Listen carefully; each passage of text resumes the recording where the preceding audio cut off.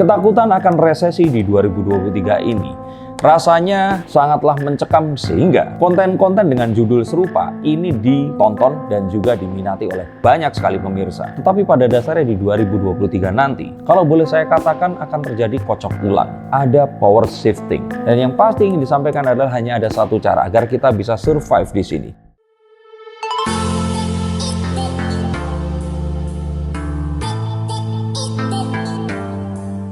Halo Science Seekers, kembali berjumpa bersama saya Denny Darko. Tidak ada yang namanya misteri, yang ada adalah tanda-tanda yang kita semua coba untuk mengerti. Sedikit konten edukasi untuk kalian semua yang termakan oleh narasi bahwa di 2023 nanti resesi ini akan mengakibatkan akhir dunia. Betulkah akan menuju ke kehancuran dunia? Benarkah resesi ini akan sangat mengguncang jiwa kita? Dan mengapa kalau menurut saya, untuk kalian yang ketakutan, kalian sebenarnya termakan tipu-tipu para motivator dan juragan fintech di luar sana. Saya katakan oknum ya. Yuk kita akan lihat menggunakan kartu-kartu saya ini. Ketakutan akan resesi di 2023 ini rasanya sangatlah mencekam sehingga konten-konten dengan judul serupa ini ditonton dan juga diminati oleh banyak sekali pemirsa. Saya menonton beberapa di antaranya dan saya langsung tahu jika ini adalah sesuatu yang sangat klise. Betul sekali bahwa kita baru saja melewati masa kritis dari pandemi COVID yang kemarin dan saat ini masih terjadi. Bahkan saat konten ini dibuat, angka COVID kembali naik. Dan beberapa negara pun sempat melakukan PPKM atau lockdown-nya. Tetapi tidak hanya itu. Perang antara Rusia dan Ukraina ini membuat pasokan gandum,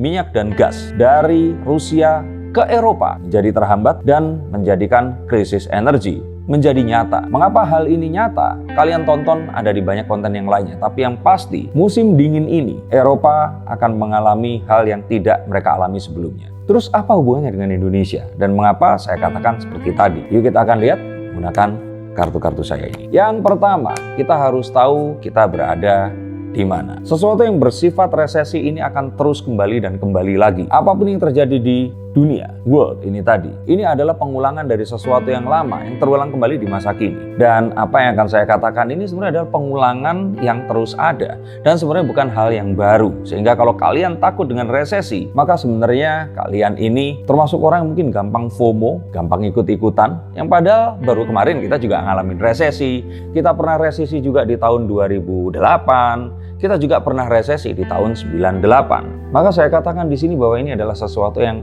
berulang, nanti pun setelah selesai akan terulang lagi di masa depan. Bahwasanya semua hal itu pun dipercaya sebagai sebuah jarum jam. Perekonomian yang kemarin pernah di jam 12 di tahun-tahun 2016, 2017 dan terus kemudian turun ke angka 1, 2, 3 sampai ke angka 6 yang terjadi di tahun lalu. Ini membawa orang-orang ke dalam mungkin kesulitan hidup yang belum pernah mereka alami. Saya pun mengalaminya. Rumah sempat ludes, mobil pun hilang, karyawan harus saya rumahkan. Tapi yang pasti, ini adalah satu hal yang akan naik kembali menuju jam 7, 8, 9 dan eventually atau pada akhirnya nanti kita akan mengalami lagi masa-masa happy seperti dulu lagi.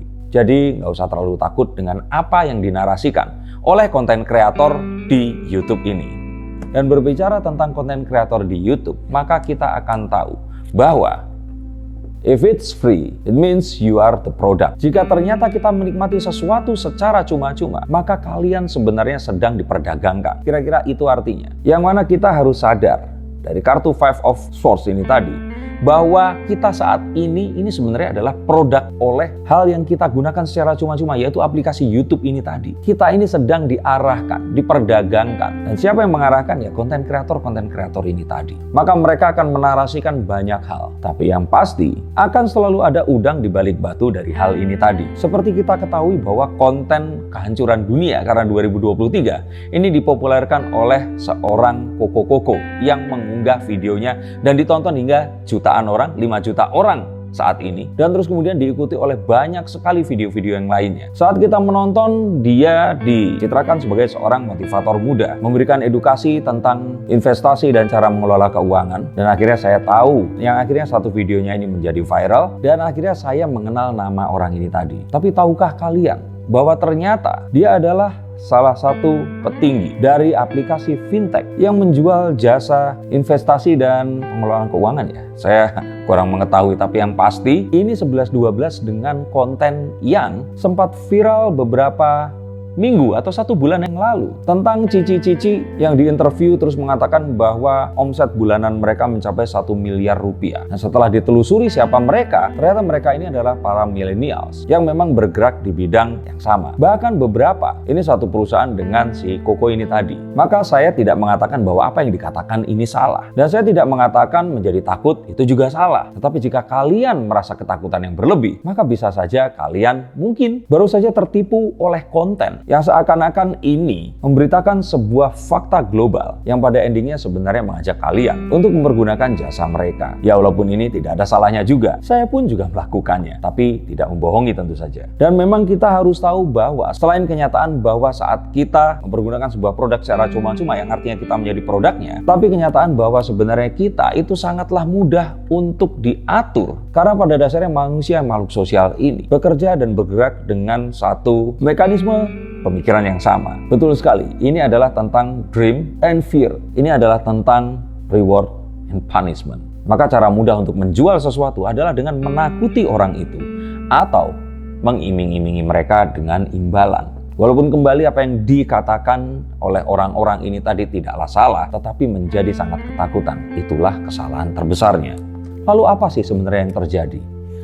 Kalau kita menonton sesuatu yang disampaikan, ini terkadang bahasanya terlalu tinggi dan kita susah untuk mengerti. Tetapi pada dasarnya di 2023 nanti, kalau boleh saya katakan akan terjadi kocok ulang. Ada power shifting. Dan secara global, banyak kepemilikan yang akan berpindah. Tapi ini akan dialami oleh orang-orang yang kaya raya. Dan bisnis mereka ini adalah bisnis multinasional yang dilakukan antar negara. Dan saya pikir krisis ini tidak langsung berdampak kepada orang yang super kaya atau orang yang biasa-biasa saja seperti kita ini. Coba kalian cari hukum Pareto tentang uang dan kekayaan. Maka kita akan tahu bahwa 80% seluruh uang yang beredar di seluruh dunia ini hanya dikuasai oleh 20% populasi manusia di dunia. Dan begitu pula sebaliknya. 20% uang sisanya itu kita pakai rebutan di antara kita dan orang-orang yang tersisa. YouTuber yang paling kaya sekalipun seperti Raffi Ahmad itu pun masih berebut 20% yang tadi. Maka saya katakan bahwa ini adalah momen saat orang-orang yang super kaya ini tadi, bayangkan mereka bermain kartu di atas meja dengan orang-orang kaya yang lainnya, dan terus kemudian mereka ini seperti permainannya sudah selesai,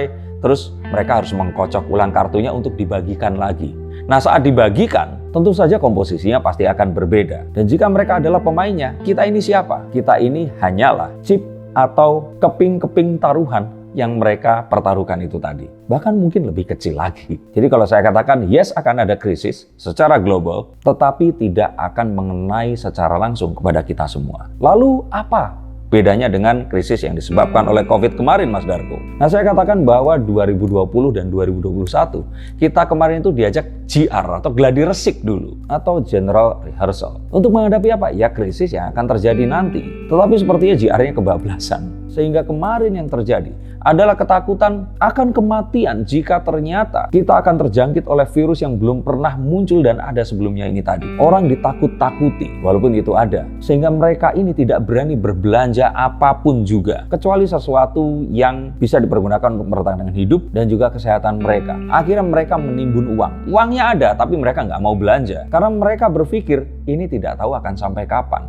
Dan narasi ini terus dihembuskan. Dan kenyataannya juga 2 tahun ini terjadi. Semua orang kebingungan. Dan semua orang yang memiliki uang itu tidak mau mengeluarkan uangnya. Akhirnya pasar menjadi stuck dan ketidakpastian semakin merajalela. Tetapi nanti di 2023, hal ini pasti tidak akan terjadi lagi. Dan saya katakan perekonomian akan terus berjalan. Walaupun mungkin agak sedikit lambat daripada sebelumnya. Karena resesi sendiri diambil dari kata recess atau istirahat. Sehingga kalau harus kita samakan, akankah sama seperti krisis yang kemarin atau yang sebelumnya lagi atau 98? Maka saya katakan bahwa ini mungkin lebih mirip dengan krisis yang terjadi pada tahun 2008 dan 2009 kemarin. Krisis yang mostly ini terjadi di Amerika, tidak langsung mengenai Asia, sehingga yang terdampak adalah segala sesuatu yang berhubungan dengan ekspor dan impor, karena ini menimpa dolar dan hal itu dibensini oleh US dollar yang digunakan sebagai mata tukarnya. Maka boleh dikatakan jika ternyata kita yang berupaya atau berusaha dengan apapun yang kita miliki di Indonesia,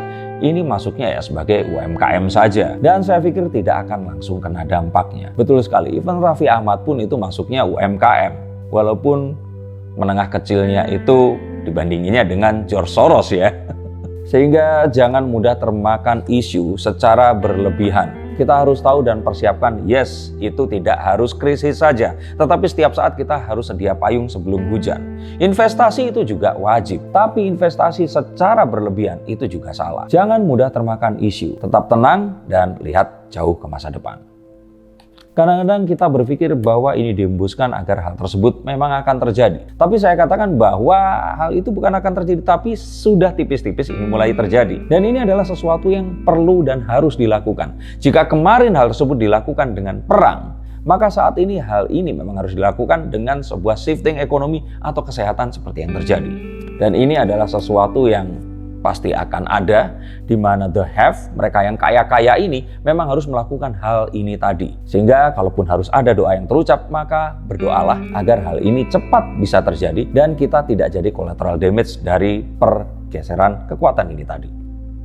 Dan yang pasti ingin disampaikan adalah hanya ada satu cara agar kita bisa survive di sini, yaitu kita ikuti arahan dari pemerintah, terutama saat pemerintah ini mengajak kita untuk menggunakan produk dalam negeri atau lokal. Betul sekali, mari kita dukung UMKM dan jadilah salah satunya. Jadilah wirausahawan dan wati itu tadi. Karena sejatinya kita tidak akan krisis secara energi, karena kita hidup di negara tropis yang nggak ada AC juga, kita akan tetap bisa hidup. Tidak perlu gas untuk menghangatkan ruangan juga, kita masih akan tetap bisa happy-happy. Nggak ada bensin pun, kita bisa ada listrik. Dan listriknya pun bisa didapat dari matahari. Sehingga sebenarnya kita eventually atau pada akhirnya akan selamat juga. Asal jangan gampang digoreng dan gampang untuk diadu domba. Dan yang terakhir adalah berbicara tentang kehancuran dunia, sama seperti kita menonton sebuah konten tentang kiamat yang sudah semakin dekat. Betul, memang kiamat semakin dekat karena setiap tahun bertambah, kita akan mendekati kiamat. Sama seperti kita, setiap bangun tidur akan semakin dekat dengan kematian kita. Bahkan bayi yang baru lahir pun itu mendekati kematiannya. Tapi dekat dan jauh itu adalah kata sifat yang tidak bisa kita ukur sebelum kita bubuhkan angka di dalamnya. Maka saya katakan bahwa kehancuran dunia masihlah sangat jauh. Paling tidak di masa kita, anak, cucu, ataupun cicit kita nanti. Dan apapun yang terjadi dengan resesi, ini hanya akan memperkuat kita jika kita survive atau selamat menghadapinya. Ini adalah sebuah bentuk dari sebuah evolusi. Sesuatu yang pernah, sedang, dan akan terjadi lagi. Dan jika kemarin evolusinya, ini adalah evolusi fisik, mungkin saat ini evolusinya adalah dalam pemikiran dan kecerdasan kita. Maka selain menggunakan produk dalam negeri, yang harus dipastikan adalah resilient kita atau ketahanan diri dan juga tekad kita. Kemampuan untuk menemukan pengganti dari sesuatu yang biasa kita gunakan akan membuat kita survive menghadapi perubahan yang ada. Sehingga jika ada orang yang mengatakan bahwa 2023 nanti akan suram, yang menggaungkan bahwa 2023 adalah tahun yang menuju kepada kehancuran dunia, maka kita sebagai bangsa Indonesia, marilah kita bergandengan tangan, bersama-sama kita tatap 2023 nanti, dan kita katakan bersama-sama, bring it on. Terima kasih untuk kalian semua yang sudah menonton konten ini. Silakan hubungi saya atau kontak nomor di bawah ini jika kalian penasaran tentang kartu apa yang akan terlihat jika kalian menanyakan tentang bisnis kalian. Salam untuk keluarga kalian dan sampai jumpa di 2023 nanti. Ciao.